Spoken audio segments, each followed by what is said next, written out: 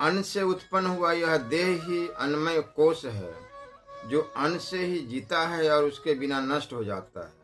यह त्वचा, चम्र, मांस, रुधिर, अस्थि और मल आदि का समूह स्वयं नित्य शुद्ध आत्मा नहीं हो सकता। यह जन्म से ही पूर्व और मृत्यु के पश्चात भी नहीं रहता।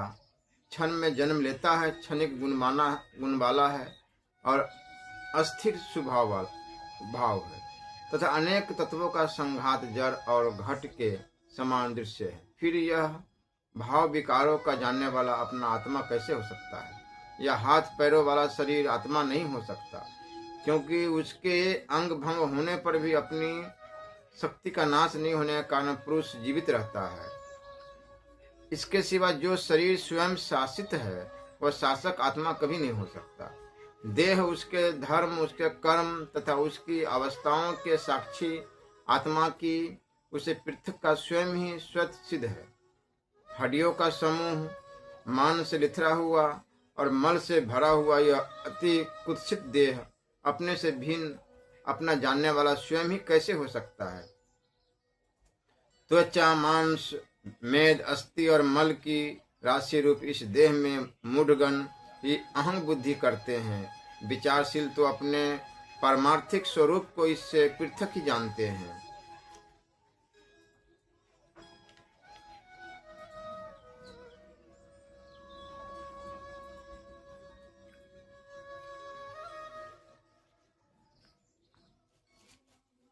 नाम कीर्तन की बड़ी महिमा है। भगवान के चरण चिन्हों का परिचय तथा प्रत्येक मास में भगवान की विशेष आराधना का वर्णन है। माता पार्वती ने पूछा, कृपा निधि, विषय रूपी ग्राहों से भरे हुए भयंकर कलयुग के आने पर संसार के सभी मनुष्य पुत्र, स्त्री और धन आदि की चिंता से व्याकुल रहेंगे। ऐसी दशा में उनके उद्धार का क्या उपाय है, यह बताने की कृपा कीजिए। महादेव जी ने कहा, देवी, कलयुग में केवल हरि नाम ही संसार समुद्र से पार लगाने वाला है। जो लोग प्रतिदिन हरे राम, हरे कृष्ण आदि प्रभु के मंगलमय नामों का उच्चारण करते, उन्हें कलयुग बाधा नहीं पहुंचाता। अतः बीच बीच में जो आवश्यक कर्म प्राप्त हो, उन्हें करते करते भगवान के नामों का भी स्मरण करना चाहिए। जो बारंबार कृष्ण कृष्ण कृष्ण कृष्ण की रट लगाता रहता है तथा मेरे और तुम्हारे नाम का भी व्यतिक्रम पूर्वक अर्थात गौरी शंकर आदि कहकर जप किया करता है, वह भी जैसे आग रुई की ढेरी को जला डालती, उसी प्रकार अपनी पाप राशि को भस्म करके उसे मुक्त हो जाता है। जय अथवा श्री शब्द पूर्वक जो तुम्हारा, मेरा या श्री कृष्ण का मंगलमय नाम है, उसका जप करने से मनुष्य पाप मुक्त हो जाता है। दिन रात और संध्या सभी समय नाम स्मरण करना चाहिए। दिन रात हरि नाम का जप करने वाला पुरुष श्री कृष्ण का प्रत्यक्ष दर्शन पाता है और पवित्र हो या पवित्र, सब समय निरंतर भगवत नाम का स्मरण करने से वह क्षण भर में भव बंधन से छुटकारा पा जाता है। भगवान का नाम नाना प्रकार के अपराधों से युक्त मनुष्य का पाप भी हर लेता है। कलयुग में यज्ञ, व्रत, तप और दान कोई भी कर्म सब अंगों से पूर्ण नहीं उतरता। केवल गंगा का स्नान और हरि नाम का कीर्तन, यही दो साधन विघ्न बाधाओं से रहित है। कल्याणी, हत्या जनित हजारों भयंकर पाप तथा दूसरे पातक भी भगवान के गोविंद नाम का उच्चारण करने से नष्ट हो जाते हैं। मनुष्य अपवित्र हो या पवित्र अथवा किसी भी दशा में क्यों न हो, इस तो जो पुंडरीकाक्ष कमल नयन भगवान विष्णु का स्मरण करता है, वह बाहर और भीतर सब ओर से पवित्र हो जाता है। केवल भगवत नाम के स्मरण से तथा भगवान के चरणों का चिंतन करने से शुद्धि होती है। सोने, चांदी, भिगोए हुए आटे अथवा पुष्प माला के द्वारा भगवान के चरणों की आकृति बनाकर उसे चक्र आदि चिन्हों से अंकित कर ले। उसके बाद पूजन आरंभ करे। पूजन के समय भगवत नामों का उच्चारण का इस प्रकार ध्यान करे। भगवान अपने दाहिने पैर के अंगूठे की जड़ में पंतजनों के संसार बंधन का उच्छेद करने के लिए चक्र का चिन्ह धारण करते हैं। मध्यमा अंगुली के मध्य भाग में अच्युत ने अत्यंत सुंदर कमल का चिन्ह धारण कर रखा है। उसका उद्देश्य है ध्यान करने वाले भक्तों को चित्तरूपी भ्रमर को लुभाना। कमल के नीचे वे ध्वज का चिन्ह धारण करते हैं, जो मानव समस्त अनर्थों को परास्त करके फहराने वाली विजय ध्वजा है। कनिष्ठ का अंगुली की जड़ में वज्र का चिन्ह है, जो भक्तों की पाप राशि को विदीर्ण करने वाला है। पैर के पार्श्व भाग में बीच की ओर अंकुश का चिन्ह है, जो भक्तों के चित्त रूपी हाथी का दमन करने वाला है। श्री हरि अपने अंगुष्ठ के पर्व में भोग संपत्ति के प्रतीक भूत यव का चिन्ह धारण करते हैं तथा मूल भाग में गदा की रेखा है, जो समस्त देहधारियों के पाप रूपी पर्वत को चूर्ण कर डालने वाली है। इतना ही नहीं, वे अजन्मा भगवान संपूर्ण विद्याओं को प्रकाशित करने के लिए भी पद आदि चिन्ह को धारण करते हैं। दाहिने पैर में जो चिन्ह है, उन्हीं चिन्हों को करुणा निधान प्रभु अपने बाएं पैर में विधान करते हैं। इसलिए गोविंद के महात्म्य का जो आनंदमय रस के कारण अत्यंत मनोरम जान पड़ता है, सदा श्रवण और कीर्तन करना चाहिए। ऐसा करने वाले मनुष्य की मुक्ति होने में तनिक भी संदेह नहीं है। अब मैं प्रत्येक मास का वह कृत्य बतला रहा हूँ, जो भगवान विष्णु को प्रसन्न करने वाला। ज्येष्ठ के महीने में पूर्णिमा तिथि को स्नान आदि पवित्र होकर यत्न पूर्वक श्री हरि का स्नानोत्सव मनाना चाहिए। इससे दिन, पक्ष, मास, ऋतु और वर्ष भर के पाप नष्ट हो जाते हैं। कोटि कोटि सहस्त्र जो पातक और उपपातक होते हैं, उन सब का नाश हो जाता है। स्नान के समय कलश में जल और भगवान के मस्तक पर धीरे धीरे गिराना चाहिए और पुरुष सूक्त के मंत्र तथा पावमानी ऋचाओं का क्रमश पाठ करते रहना चाहिए। नारियल युक्त जल, ताल फल से युक्त जल, रत्न मिश्रित जल, चंदन मिश्रित जल तथा पुष्प युक्त जल, इन 5 उपचारों से स्नान कराकर अपने वैभव विस्तार के अनुसार भगवान की आराधना करे। तत्पश्चात घंटाय नमः इस मंत्र को पढ़कर घंटा बजावे और इस प्रकार प्रार्थना करे। अपनी ऊंची आवाज से पतितों को पातक राशि का निवारण करने वाली घंटे घोर संसार सागर में पड़े हुए मुझ पापी की रक्षा करो। जो क्षत्रिय विधान ब्राह्मण पवित्र भाव से इस प्रकार भगवान की आराधना करता है, वह सब पापों से मुक्त होकर विष्णु लोक में जाता है। आषाढ़ शुक्ल द्वितीया को भगवान की सवारी निकालकर रथ यात्रा संबंधी उत्सव करना चाहिए तथा आषाढ़ शुक्ल एकादशी को भगवान के शयन का उत्सव मनाना चाहिए। फिर सावन के महीने में सावरनी की विधि का पालन करना उचित है। भाद्रपद कृष्ण अष्टमी को भगवान श्री कृष्ण के जन्म का दिन है, उस दिन व्रत रखना चाहिए। तत्पश्चात आश्विन के महीने में सोए हुए भगवान के करवट बदलने का उत्सव मनाना उचित है। उसके बाद समयानुसार श्री हरि के शयन से उठने का उत्सव करे, अन्यथा वह मनुष्य विष्णु का द्रोह करने वाला माना जाता है। आश्विन के शुक्ल पक्ष में भगवती महामाया का भी पूजन करना कर्तव्य है। उस समय विष्णु रूपा भगवती सोने या चांदी की प्रतिमा बना लेनी चाहिए। हिंसा और द्वेष का परित्याग करना चाहिए, क्योंकि विष्णु की पूजा करने वाला पुरुष धर्मात्मा होता है और हिंसा, द्वेष आदि महान अधर्म है। कार्तिक पुण्य मास है, उसमें इच्छानुसार पुण्य करे। भगवान दामोदर के लिए प्रतिदिन किसी ऊंचे स्थान पर दीप दान करना उचित है। दीपक 4 अंगुल का चौड़ा हो और उसमें 7 बत्तियां जलाई जाए। फिर पक्ष के अंत में अमावस्या को सुंदर दीपावली का उत्सव मनाया जाए। मार्गशीर्ष के शुक्ल पक्ष में षष्ठी तिथि को सफेद वस्त्रों के द्वारा भगवान जगदीश की ओर विशेष ब्रह्मा जी की पूजा करें। पौष मास में भगवान का पुष्प मिश्रित जल से अभिषेक तथा तरल चंदन वर्जित है। मकर संक्रांति के दिन तथा माघ के महीने में अधिवासित तंडुल का भगवान के लिए निवेद्य लगावे और ओम विष्णवे नमः इस मंत्र का उच्चारण करे। फिर ब्राह्मणों को देवादिदेव भगवान के नाम सामने बैठाकर भक्ति पूर्वक भोजन करावे तथा उन भगवत भक्त द्विजों की भगवत बुद्धि से पूजा करे। एक भगवत भक्त पुरुष के भोजन करा देने पर करोड़ों मनुष्य के भोजन कराने का फल होता है। यदि पूजा में किसी अंग की कमी रह गई हो तो वह ब्राह्मण को भोजन कराने से अवश्य पूर्ण हो जाती है। माघ के शुक्ल पक्ष में बसंत पंचमी को भगवान केशव को नहलाकर आम के पल्लव तथा भांति भांति के सुगंधित चूर्ण आदि के द्वारा विधि पूर्वक उनकी पूजा करे। तत्पश्चात जय कृष्ण कहकर भगवान का स्मरण करते उन्हें एक मनोहर उपवन में प्रदक्षिण भाव से ले जाए और वहां दोलोत्सव मनावे। उक्त उपवन को प्रज्वलित दीपकों के द्वारा प्रकाशित किया जाए। उसमें ऐसे ऐसे वृक्ष हो जो सभी ऋतुओं में फूलों से भरे हो रहे, फल फूलों से सुशोभित नाना प्रकार के वृक्ष, पुष्प निर्मित चंदोबे, जल से भरे हुए घट, आम की छोटी बड़ी शाखाएं तथा छत्र चंबर आदि वस्तुएं उस वन की शोभा बढ़ा रही हो। कलयुग में विशेष रूप से दोलोत्सव का विधान है।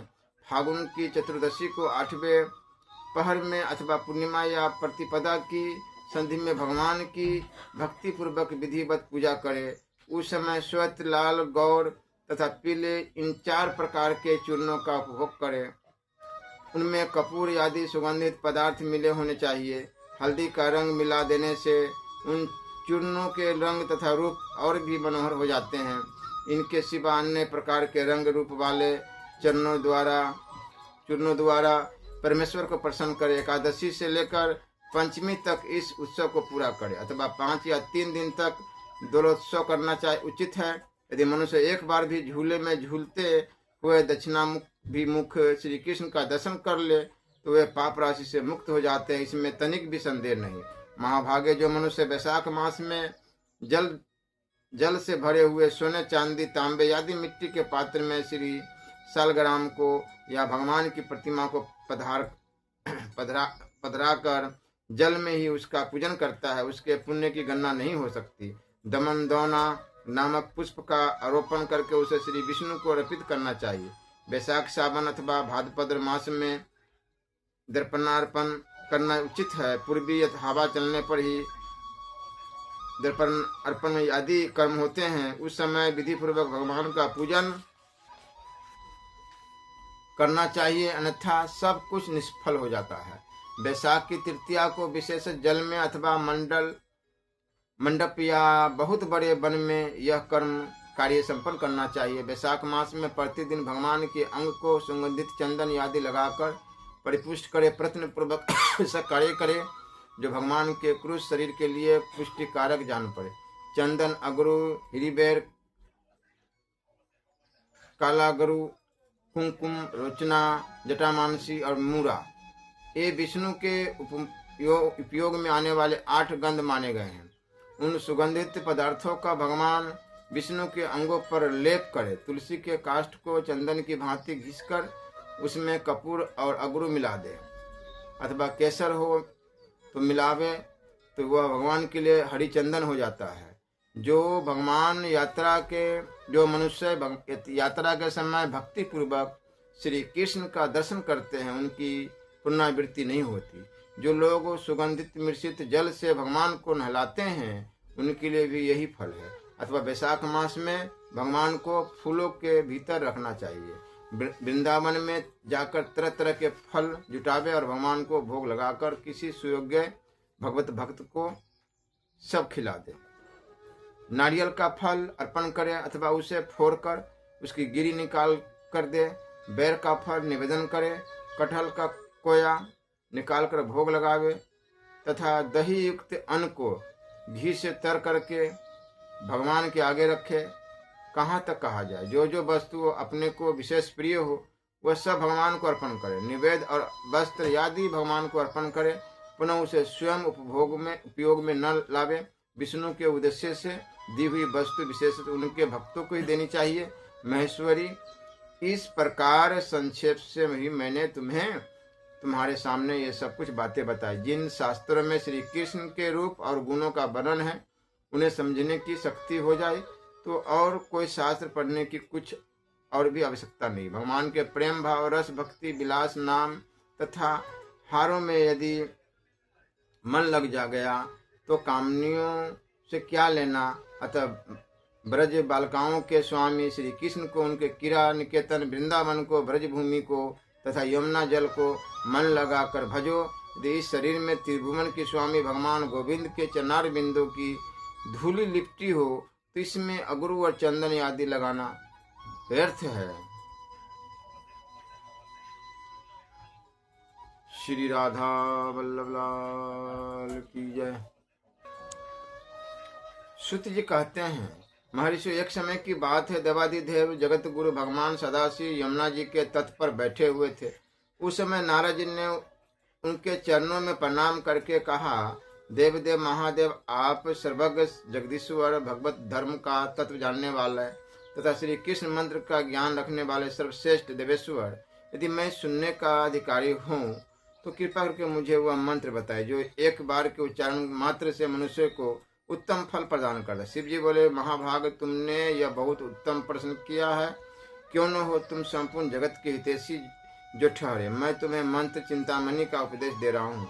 यद्यपि वह बहुत ही गोपनीय है तो भी मैं तुमसे उसका वर्णन करूंगा। कृष्ण के दो मंत्र अत्यंत उत्तम है, उन दोनों को तुम्हें बताता हूँ। मंत्र चिंतामणि, युगल द्रय और पंचपदी, इन दो मंत्रों के पर्यायवाची नाम है। इनमें पहले मंत्र का प्रथम पद है गोपीजन, द्वितीय पद है बल्लभ, तृतीय पद है चरणान, चतुर्थ पद है शरणम तथा पंचम पद है प्रपद्ये। इस पद प्रकार यह गोपी जन बल्लभ भगवत चरण शरणम प्रपद्ये मंत्र 5 पदों का है। इसका नाम मंत्र चिंतामणि है। इस महामंत्र में 16 अक्षर है। दूसरे मंत्र का स्वरूप इस प्रकार है, नमो गोपीजन।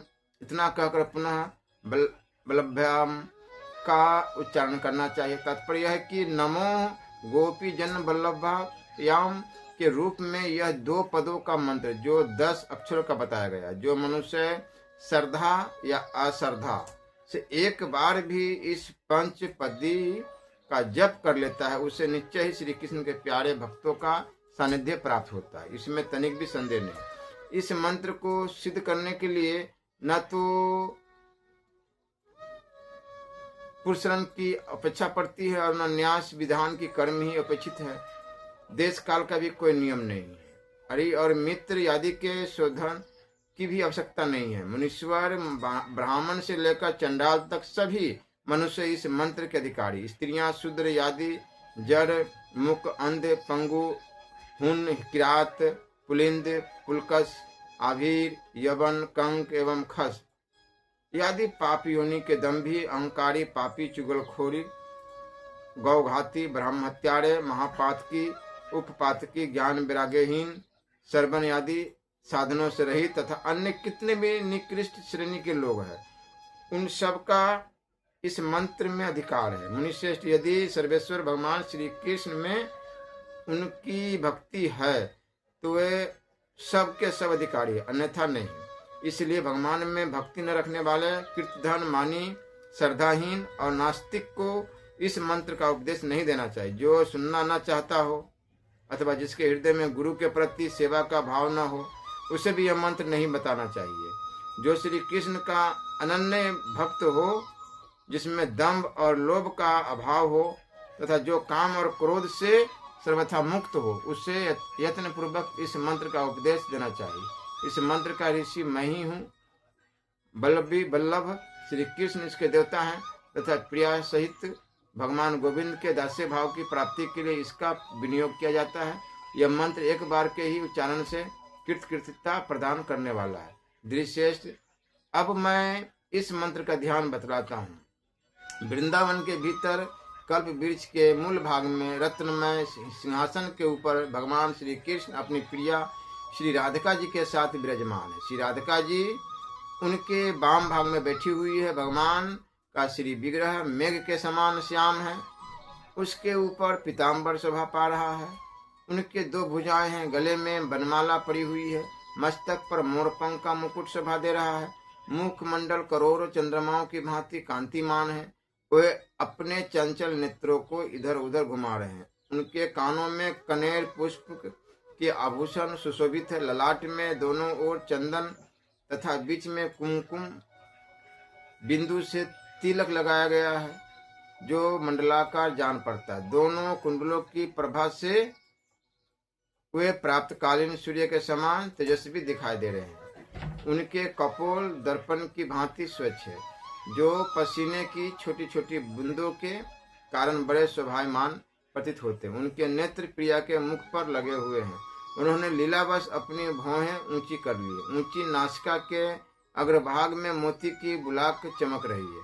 पके हुए कुंदरू के समान लाल होठ दांतों का प्रकाश पड़ने से अधिक सुंदर दिखाई देते हैं। केयूर, अंगद, अच्छे अच्छे रत्न तथा मुंदरियों से भुजाओं और हाथों की शोभा बहुत बढ़ गई है।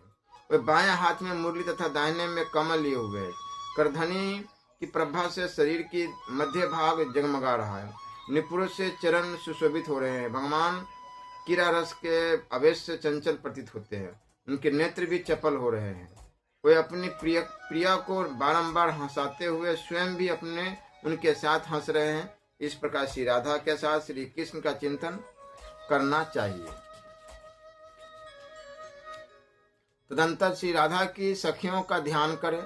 उनकी अवस्था और गुण श्री राधा के ही समान है। वे चंबल और पंखी आदि लेकर अपने स्वामिनी की सेवा में लगी हुई है। नारद जी ने कहा, श्री कृष्ण प्रिया राधा अपने चैतन्य यादि अंतरंग विभूतियों से इस प्रपंच का गोपन संरक्षण करती है, इसलिए उन्हें गोपी कहते हैं। वे श्री कृष्ण की आराधना में तन्मय होने के कारण राधिका कहलाती है। श्री कृष्णमय होने से ही वे परादेवता है, पूर्णतः लक्ष्मी स्वरूपा। श्री कृष्ण के आह्लाद का मूर्तिमान स्वरूप होने के कारण मनीषीजन उन्हें हलादिनी शक्ति कहते हैं। श्री राधा साक्षात महालक्ष्मी है और भगवान श्री कृष्ण साक्षात नारायण। मुनि शेष इनमें थोड़ा सा भी भेद नहीं है। श्री राधा दुर्गा है तो श्री कृष्ण रुद्र है, वह सावित्री है तो साक्षात ब्रह्मा है। अधिक क्या कहा जाए। उन दोनों के बिना भी वस्तु की सत्ता ही नहीं। जड़ चेतन में सारा संसार श्री राधा कृष्ण का ही स्वरूप है। इस प्रकार उन सबको उन्हीं दोनों की विभूति समझो। मैं नाम ले लेकर गिनाने लगूं तो 100 करोड़ वर्षों में भी उस विभूति का वर्णन नहीं कर सकता। तीनों लोकों में पृथ्वी सबसे श्रेष्ठ मानी गई है। उसमें भी जम्बूद्वीप सब द्वीपों से श्रेष्ठ। जम्बूद्वीप में भी भारतवर्ष और भारतवर्ष में भी मथुरापुरी श्रेष्ठ। मथुरा में भी वृंदावन, वृंदावन में भी गोपियों का समुदाय, उस समुदाय में भी श्री राधा की सखियों का वर्ग तथा उसमें भी स्वयं श्री राधिका सब श्रेष्ठ है। श्री कृष्ण के अत्यधिक निकट होने के कारण श्री राधा महत्व सबकी अपेक्षा अधिक है। पृथ्वी आदि की उत्तरोत्तर श्रेष्ठता का उसके सिवा दूसरा कोई कारण नहीं है। वही है श्री राधिका है जो गोपी कही गई है। इनकी सखियां ही गोपीजन कहलाती है। इन सखियों के समुदाय दो ही प्रीतम है, दो ही उनके प्राणों के स्वामी है, श्री राधा और श्री कृष्ण। उन दोनों के चरण ही इस जगत में शरण देने वाले हैं। मैं अत्यंत दुखी जीव हूँ, अतः उन्हीं का आश्रय लेता हूँ, उन्हीं की शरण में पड़ा हूँ। शरण में जाने वाला मैं जो कुछ भी हूँ तथा मेरी कहलाने वाले जो कोई भी वस्तु है वह सब श्री राधा और श्री कृष्ण को ही समर्पित है। सब कुछ उन्हीं के लिए है, उन्हीं का भोग्य वस्तु है। मैं और मेरा कुछ भी नहीं है। विप्रवर इस प्रकार मैंने थोड़े में श्री गोपी जन वल्लभ चरणान शरणम प्रपद्ये इस मंत्र के अर्थ का वर्णन किया है। युगलार्थ, न्यास, प्रपत्ति, शरणागति तथा आत्मसमर्पण इस 5 पर्याप्त बतलाए गए हैं। साधक को रात दिन आलस छोड़कर यहाँ बताए हुए विषय का चिंतन करना चाहिए। श्री राधा वल्लभ लाल की जय।